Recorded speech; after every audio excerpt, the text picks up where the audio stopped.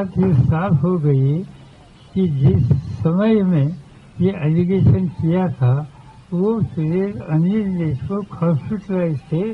ये बात साफ होने के बाद ऐसे जो कुछ डिमांड है, इस डिमांड को कोई ताकत नहीं रही।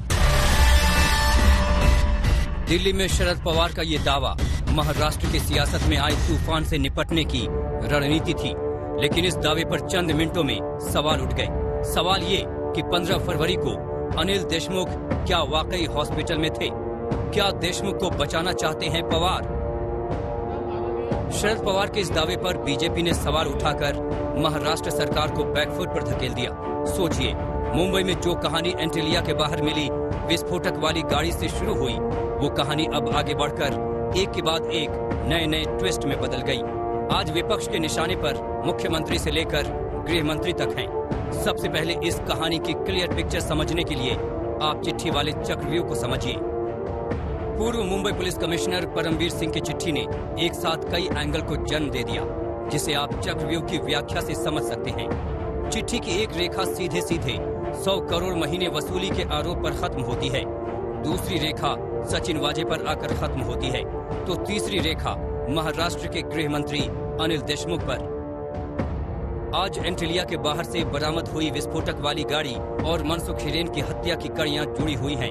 सबसे पहले आज हम आपको इस चक्रव्यूह से जुड़ी सबसे बड़ी खबर के बारे में बताते हैं।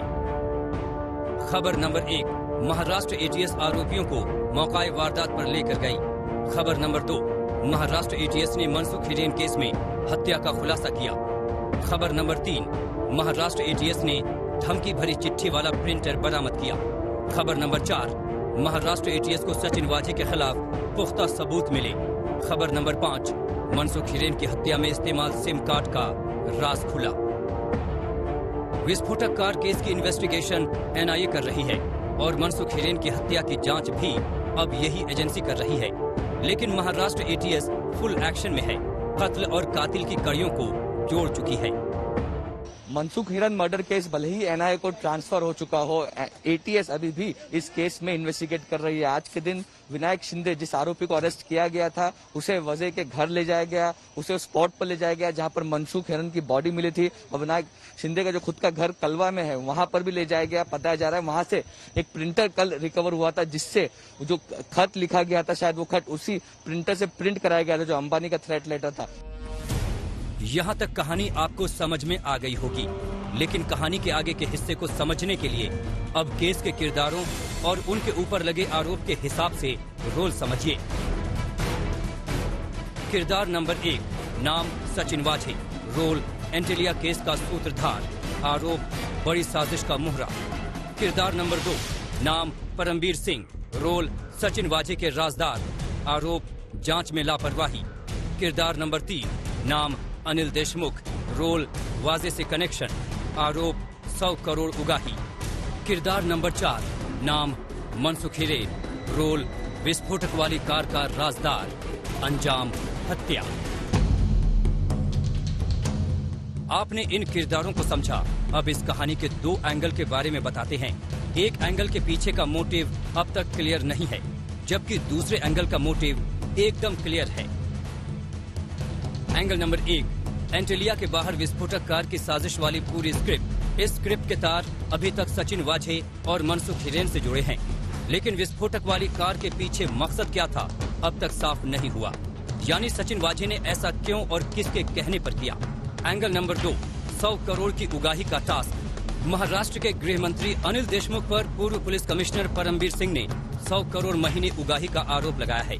कहा, सचिन वाजे समेत मुंबई पुलिस के अफसरों को देशमुख ने वसूली का टास्क दिया था। इसी केस में परमवीर सुप्रीम कोर्ट का दरवाजा खटखटा चुके हैं। दावा यह है कि अनिल देशमुख के घर की सीसीटीवी फुटेज को सुरक्षित रखा जाए और पूरे केस की जांच सीबीआई करे। परमवीर सिंह ने सुप्रीम कोर्ट का दरवाजा खटखटाया है अपने तबादले को चुनौती देते हुए। उनका कहना है कि मुंबई पुलिस कमिश्नर के पद से उनका तबादला कानून, नियम और परंपरा इसके बिल्कुल खिलाफ है।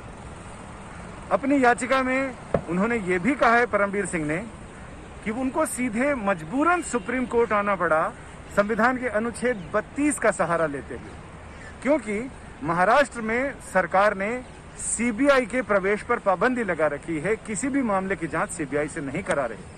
और परमबीर सिंह का मानना है कि इस मामले की स्वतंत्र, निष्पक्ष, दबावहीन, प्रभावहीन जांच के लिए जरूरी है कि सीबीआई इस मामले की जांच करे।